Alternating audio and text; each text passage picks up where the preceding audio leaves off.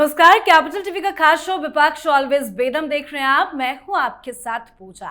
बेंगलुरु की भगदड़ ने विपक्ष को पूरी तरह से एक्सपोज कर दिया है। महाकुंभ, आस्था का सबसे बड़ा संगम, जहां लाखों नहीं करोड़ों श्रद्धालु उमड़े थे।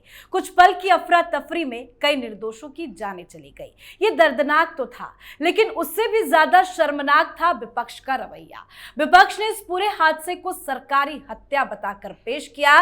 देश विदेश में बदनामी का एजेंडा चलाया गया और योगी सरकार पर हमला बोला गया। महाकुंभ की भगदड़ को नरसंहार तक कहा गया। लेकिन अब जब वही भगदड़ बेंगलुरु में आरसीबी के आईपीएल जीत के जश्न में हुई, तो वही विपक्ष नदारत है। ना कोई प्रेस कॉन्फ्रेंस, ना कोई कैंडल मार्च, ना कोई ट्वीट, ना कोई टीवी डिबेट। तो आखिर क्यों? आज विपक्ष के इस घिनौने रवैये पे चर्चा करेंगे। साथ ही खबर ये सामने आई है कि पश्चिम बंगाल की मुख्यमंत्री ममता बनर्जी अगले सप्ताह दिल्ली दौरे पर आ रही हैं। प्रधानमंत्री मोदी से वो मुलाकात करना चाहती है। तो वहीं केजरीवाल को पासपोर्ट रिन्यू करने की परमिशन तो मिल गई है, पर सीबीआई ने एक ऐसा पेच फंसा दिया है जिससे वो बुरे फंस गए हैं। तो कैसे फंसा है पूरा विपक्ष, आज इस पे चर्चा करेंगे। चर्चा के लिए मेरे साथ स्टूडियो में मौजूद हैं कैपिटल टीवी के editor in chief doctor Manish Kumar और एग्जीक्यूटिव एडिटर राजीव जी। सर, आप दोनों का बहुत बहुत स्वागत है। धन्यवाद। सर, महाकुंभ में हमने विपक्ष की घिनौनी गंदी राजनीति देखी थी, लेकिन उसी तरह की भगदड़ बेंगलुरु में हुई तो विपक्ष चुप क्यों है? चुप कहाँ है?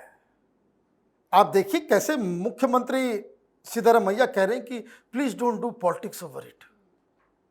तो पत्रकारों ने पूछा कि आप लोगों ने तो कुंभ के ऊपर किया था, नई दिल्ली रेलवे स्टेशन पे जो भगदड़ मची उस पर तो आप लोगों ने प्रेस कॉन्फ्रेंस और राजनीति की थी। इस्तीफे की मांग कर रहे थे आप कि रेल मिनिस्टर अभी जो है तुरंत जो है इस्तीफा दे दे। तो सिद्धारमैया ने बड़ा अजीब सा जवाब दिया। सिद्धारमैया ने कहा कि भाई कांग्रेस वाले जाने कांग्रेस, मैंने किया क्या या कर्नाटक की सरकार ने किया क्या? हमने तो कभी सवाल नहीं उठाया कुंभ के ऊपर। ये कांग्रेस वाले दिल्ली में जो कर रहे होंगे वो कर रहे होंगे। और दिल्ली में जो कांग्रेस पार्टी के ये सड़क छाप किस्म की भाषा इस्तेमाल करने वाले प्रवक्ता हैं, कहाँ है वो भाई? कहाँ है वो श्रीनेत्र? कहाँ है पवन खेड़ा? कहाँ है जयराम रमेश? और कहाँ है वो टेलीविजन चैनल से भगाए गए सारे यूट्यूबर्स जो चीख चीख के चिल्ला चिल्ला के कह रहे थे कि कितने, वो चप्पल की काउंटिंग कर रहे थे। अभी जरा चप्पल की काउंटिंग करो। हादसा नेग्लिजेंस की वजह से होता है। कभी कभी लोग भी इतना ज़्यादा उत्तेजित हो जाते हैं कि चीज़ें कंट्रोल के बाहर चली जाती है, और इसके ऊपर वाकई राजनीति नहीं होनी चाहिए। और ये परंपरा, ये राहुल गांधी की जो पार्टी अभी है कांग्रेस, राहुल गांधी के नेतृत्व में, राहुल गांधी के उकसावे पे ये लोग जो चुनाव नहीं लड़ते, बैकरूम पॉलिटिक्स करते हैं, उनकी वजह से ये आज स्थिति हुई है। एफआईआर दर्ज हुआ है।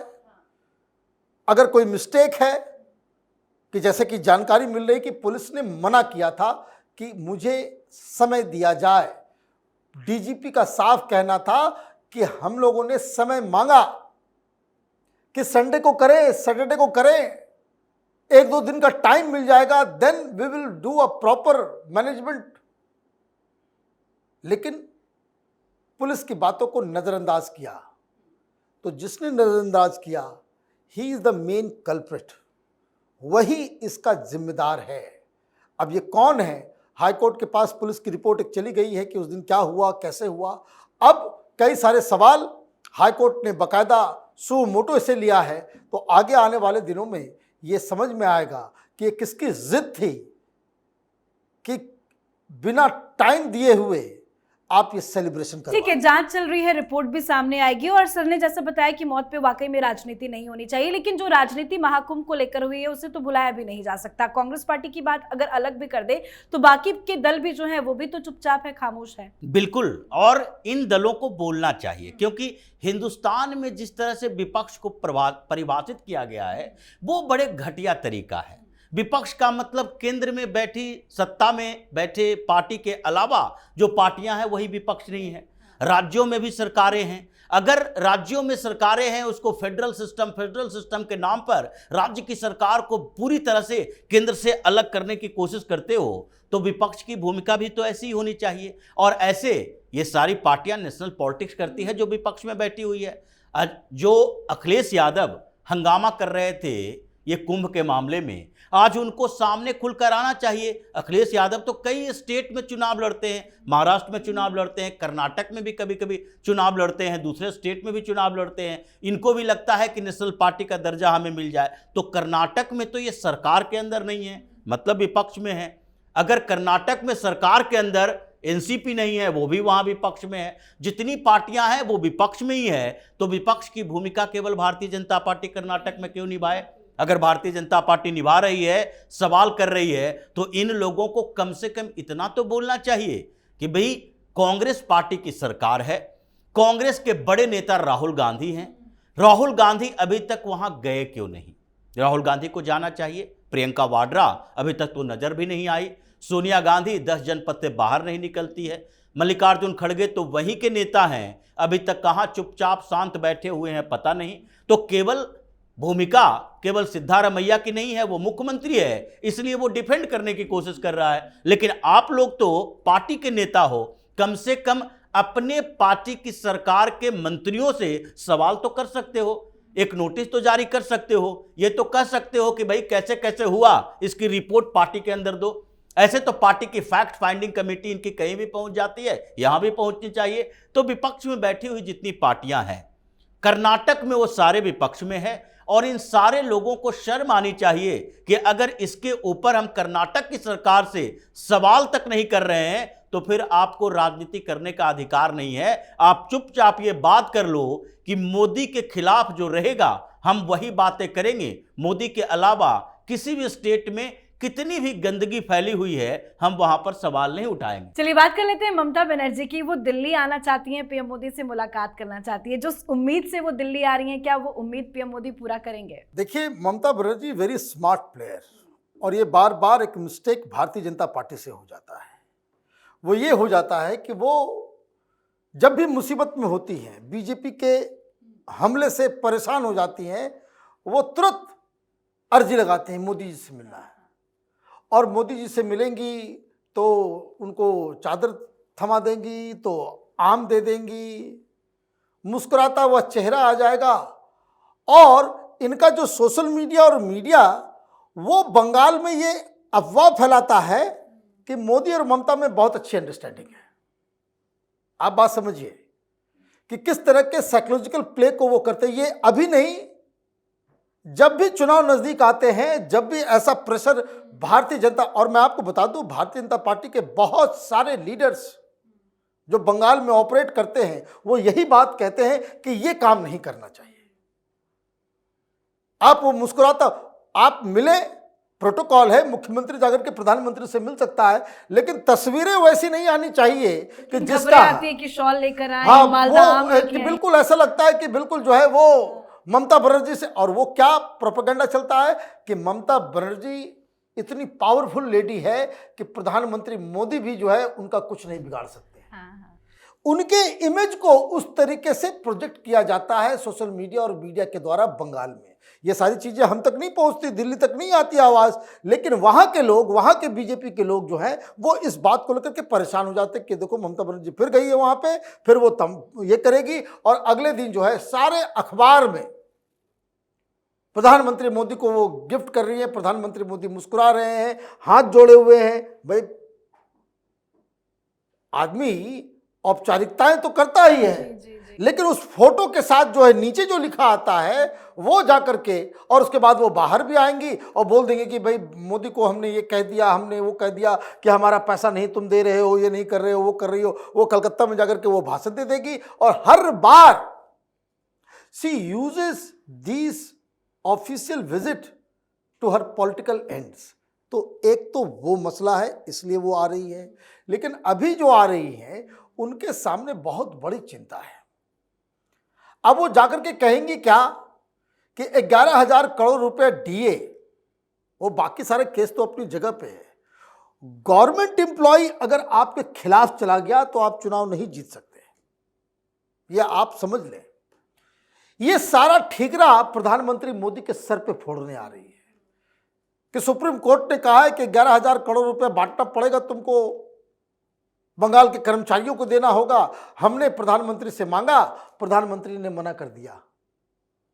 तो आप वो मुलाकात जो है, इसलिए आप इसका इस्तेमाल करोगे तो भारतीय जनता पार्टी को जरूर इस तिकड़म से कैसे निपटा जाए उसकी तैयारी करनी बिल्कुल। चाहिए। इस पे एक छोटा सा रिएक्शन फिर केजरीवाल पे चर्चा करेंगे। फंड लेने आ रही है, मिलेगा या नहीं ममता बनर्जी? देखिए, अभी तो यही पता नहीं है कि ममता बनर्जी के को जवाब क्या मिलेगा, क्योंकि वो 10 जून की तारीख तय की है कि 10 जून को मौका दे दीजिए, हम मिलने के लिए आ रहे हैं। बहुत सारा पैसा केंद्र सरकार ने हमारा रोक कर रखा है, 1,70,000 करोड़। ये इतना छोटी मोटी रकम नहीं है। पूरे पश्चिम बंगाल के लिए 1.7 लाख करोड़ रुपया जो मनरेगा का है, पीएम आवास योजना का है, प्रधानमंत्री ग्रामीण सड़क योजना का है, प्रधानमंत्री सड़क योजना का है, ये जो केंद्र की स्कीम है उसके पैसे रोक दिए गए पश्चिम बंगाल में। क्यों?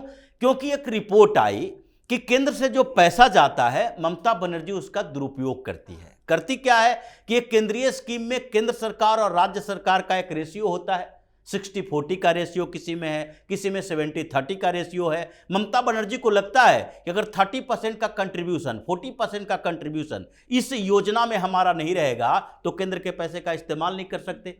इसलिए इसने क्या किया था कि ये जो पैसे जाते थे केंद्र से उसको मुख्यमंत्री रिलीफ फंड में ट्रांसफर कर देती थी और वहां से राज्य सरकार की योजनाओं में उसका पैसा देती थी। ममता बनर्जी कभी भी ये नहीं चाहती कि पीएम नाम का कोई योजना पश्चिम बंगाल में चले, चाहे पीएम आवास ही क्यों ना हो, उसको अटका के रखे रहो। जैसे कि एजुकेशन डिपार्टमेंट में ये जो एजुकेशन पर नए जो पीएम स्कीम चला था कि मॉडल स्कूल बनाए जाएंगे, उसको उन्होंने रोक दिया था कि ये पीएम मॉडल स्कूल क्यों होना चाहिए, सीएम क्यों नहीं होना चाहिए। तो ये अभी वही पैसे के लिए आ रही हैं, क्योंकि समस्याएं तो पैदा हो गई। जैसा डॉक्टर साहब ने कहा, 11,000 करोड़ रुपया केंद्रीय सरकारी कर्मचारियों को देना है और वो भी 6 सप्ताह के अंदर। अगर नहीं दिए जाएंगे तो समस्याएं पैदा होगी और वो इस पैसे का इस्तेमाल उधर कर सकती है। तो इसीलिए प्रधानमंत्री से मिलने का समय मांगा गया है, लेकिन लगता नहीं है समय दिया जाएगा या नहीं। हो सकता है पीएम मोदी इस समय बिजी हैं, अभी जा रहे हैं आज ही जम्मू कश्मीर के दौरे पर, आगे कोई और दौरा होगा, तो ये ममता बनर्जी का दौरा अभी लटका रहेगा, ऐसी संभावनाएं दिख रही है। बात करें केजरीवाल की, तो उन्होंने अपने पासपोर्ट रिन्यूअल के लिए कोर्ट में एक अर्जी दाखिल थी, परमिशन मिल गया है। देखिए, परमिशन तो मिल गया, लेकिन इस परमिशन के पीछे जो जज ने कहा उससे तो लगता है कि अरविंद केजरीवाल को डूब मरना चाहिए, क्योंकि अरविंद केजरीवाल पर शराब घोटाले में आरोप है और वो जमानत पर बाहर है। वो 10 साल के लिए पासपोर्ट रिन्यूअल कराने के लिए पहुंचे, लेकिन सीबीआई ने कहा 10 साल के लिए नहीं, परमिशन दीजिए, 5 साल के लिए दीजिए, क्योंकि आरोपी है, जमानत पर बाहर है। तो जज ने कहा कि देखो, अभी ये आरोपी हैं और जमानत भी मिली हुई है। इस जमानत में ये सीधे तौर पर लिखा हुआ है कि अगर विदेश जाओगे तो कोर्ट से परमिशन लोगे, यानी कि विदेश दौरे पर बैन लगा हुआ है। अगर विदेश जाओगे, परमिशन लेने आओगे, सीबीआई और ईडी रोक लगा देगी तो बाहर जा नहीं सकते। तो अरविंद केजरीवाल के इससे ज्यादा बेइज्जती क्या हो सकती है कि इसके एक घोटाले के कारण विदेश दौरे पर प्रतिबंध लग चुका है। पासपोर्ट है जो घर में रखने के लिए बना हुआ है, पासपोर्ट ड्राइविंग लाइसेंस नहीं है कि आप ये राष्ट्रीय स्तर पर आपका आधार कार्ड है, ड्राइविंग लाइसेंस है, पैन कार्ड, किसी का उपयोग कर सकते हो।